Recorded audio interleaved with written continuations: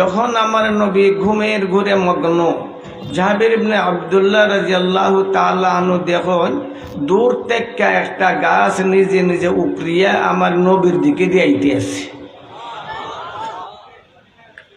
গাছ নিজে নিজে উপরিতে পারেনি, দেখছো নি কোনোদিন? বাঙালিরা যদি দেখতে আইতে ভক্তি করিল না, বললেন কেন আইসুন আল্লাহ আইসে একবারে নবীর দ্বারো। নবীজি ঘুমের মাঝে আইয়া আমার দয়ার নবীরে ছায়া দেওয়া শুরু করছে। জাবির ইবনে আব্দুল্লাহ তো হতবাক, পলকহীন দৃষ্টিতে ওই গাছের বাই চাইয়া বলিছেন।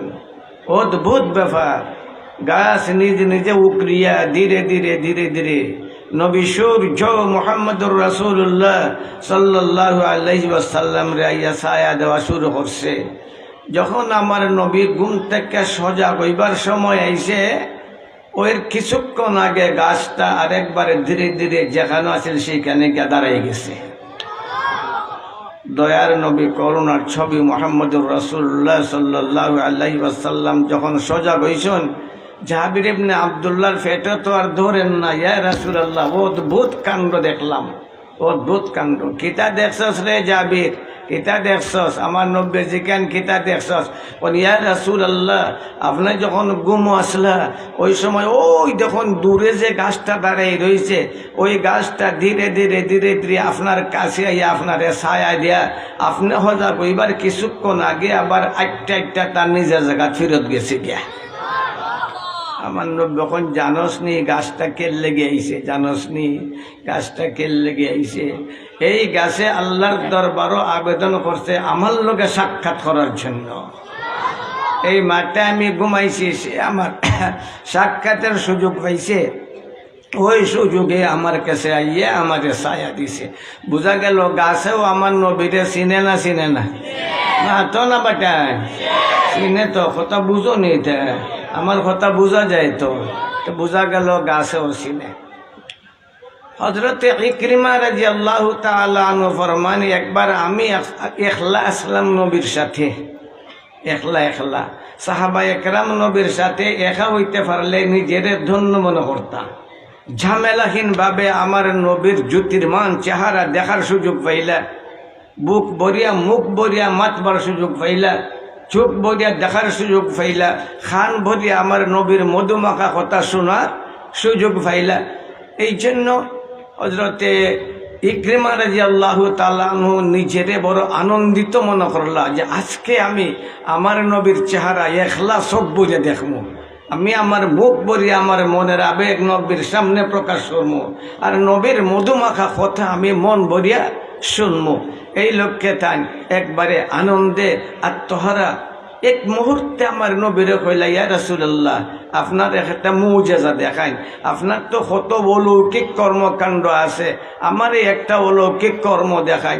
নবীজি কোনো জবাব দেন না, ডাইন দিকে সাইন, বাম দিকে সাইন, সামনের দিকে সাইন, মাতন না। হযরতে ইকরিমা রাদিয়াল্লাহু তাআলা আনহু কন, আমি মনের দিক দিয়া একটু দুঃখিত হইলাম নিজের উপরে, যে মনে হয় আমার জিজ্ঞাসাটা নবীর কাছে মনে পুতু হইছে না, ভালো লাগছে না, এর লাগে নবী কিচ্ছুই মাতুন না, কোনো জবাব দিলা না, কের লাগে আমি এমন আবদারটা রাখলাম। এই চিন্তার মাঝে নিমজ্জিত হযরতে ইকরিমা রাদিয়াল্লাহু তাআলা আনহু হঠাৎ করিয়া আমার নবী আসলা একটা পুকুরের ফারো, হাউজের ফারো, আর অপর ফারো অন্য ফারো আছিল বড় একটা ফাত্তর, ওই ফাত্তরের ডাক শুরু করছেন, আইয়াতুহা সাখরাতুল উজমা, আইয়াতুহা সাখরাতুল উজমা, আইয়াতুহা সাখরাতুল উজমা। হে কঠিন পাথর, হে কঠিন পাথর, হে কঠিন পাথর। ইকরিমা একবারে হতবাক, ওয়াজবা কি হইল আমার নবীর?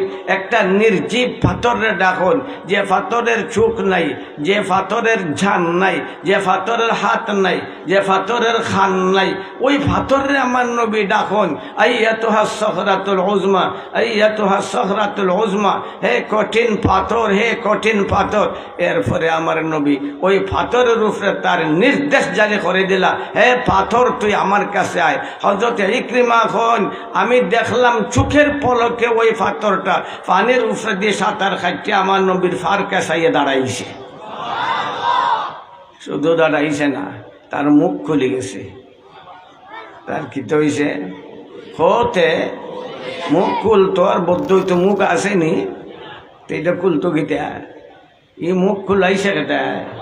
হ না, কেটায় কেটায় কেটায়? আল্লাহ ফাত্তর মাথাইতে পারে না? পারে না? গাছ রে মাথো না, আল্লাহ পারে মাথাইতো।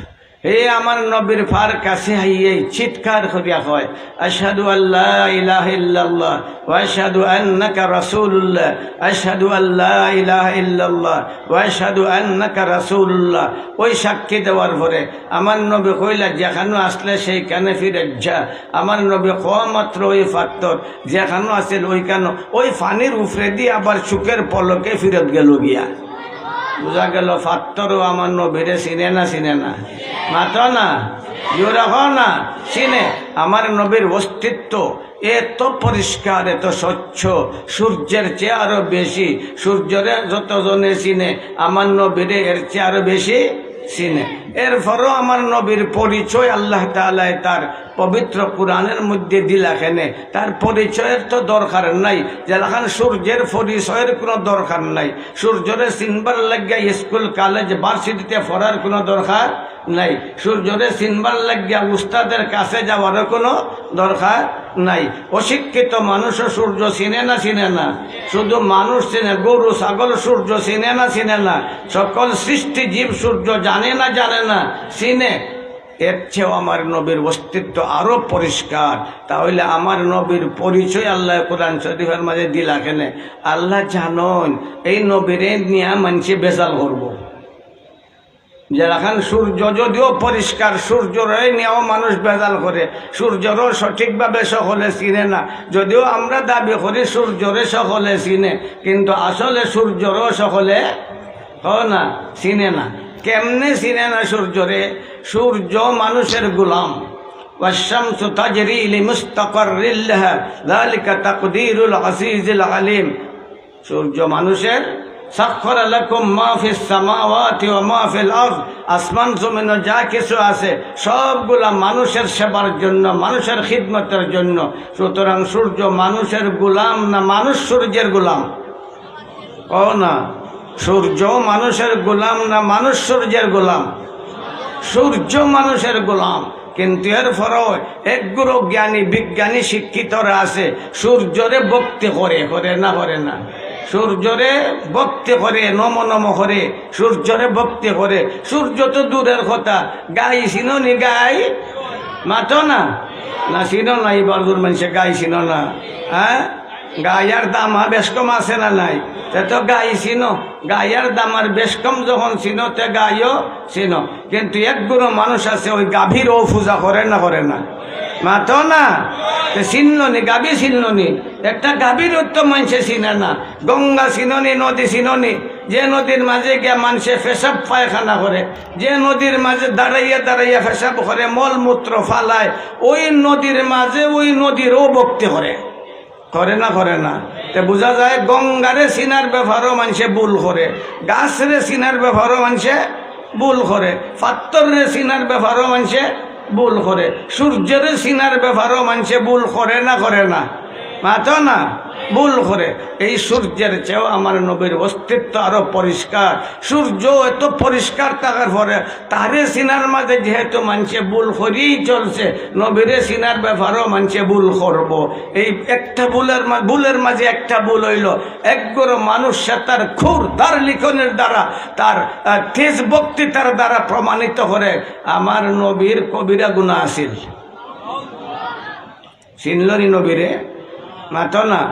আল্লাহ এখন নবীর কোনো গুনাহ নাই। আল্লাহ এখন নবীর কোনো লিয়াগফির লাকা আল্লাহু মা তাকদ্দামা মিন যামবিকা ওয়া মা তাআখার। বুখারী শরীফের রওয়ায়াত, মা আয়েশা রাদিয়াল্লাহু তাআলা আনহা আমার নবীর পবিত্রতা প্রমাণিত করার জন্য আমার নবীর সামনে ঘোষণা রাখছেন, ইয়া রাসূলুল্লাহ, কেন আপনার এত লম্বা নামাজ, কেন আপনার এত তওবা, কেন আপনার এত ইস্তিগফার, কেন আপনার লম্বা লম্বা সাজদা, কেন আপনার এত কান্নাকাটি, কেন আপনার তওবার ইস্তিগফার, এত কষ্ট কেন লাগে করেন? আল্লাহ তো আপনার ব্যাপারে কইছেন লিয়াগফিরা লাকাল্লাহু মা তাকাদ্দামা মিন যামবিকা ওয়া মা তাআখার, আপনার কোনো গুনাহ নাই, আপনি নিষ্পাপ, আপনি মাসুম, তা হইলে এত খান্না খাটি আর এত তওবা ইস্তেগফার আপনি কেন করেন? মা আয়েশা রাদিয়াল্লাহু তাআলা আনহা যখন জিগাইলা, আমার নবী জবাব দিলা, আফালা আকুনু আবদান শাকুরা, আমি কি আল্লাহর শুকরিয়া আদায় করতাম না? আমারে যে আল্লাহ নিষ্পাপ বানাইছেন খে কও না, নিষ্পাপ বানাইছেন খে, নিষ্পাপ বানাইছেন খে আল্লাহ।